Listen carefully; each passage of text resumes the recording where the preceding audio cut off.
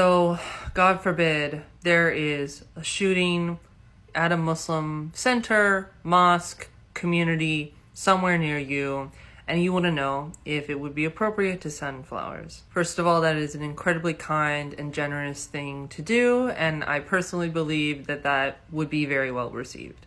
If you want to take it a step further, I also encourage you to bring awareness of what has happened and how things led up to this point in your own communities, in your sphere of influence, and in your workplace. Now, some folks have the opinion that politics and things going on in the news should be kept out of the workplace.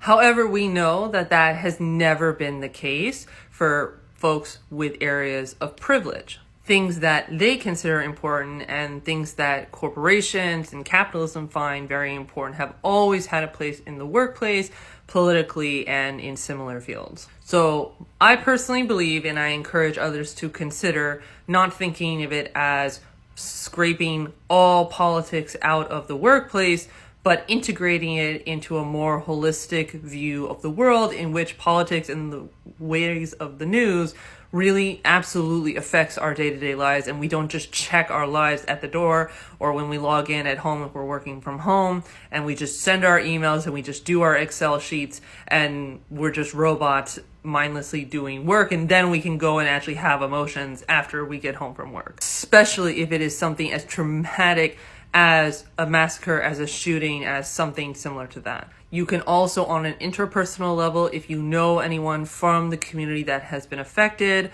or is related to the community, keeping in mind that trauma does not necessarily mean that you have to have been directly involved in the incident. You can be triggered from an event that happened in another country that you only heard about in the news. That absolutely is a part of trauma. So respectfully checking in with people that you have relationships with. Don't let that be the first time they ever hear from you. That's going to come off super performative.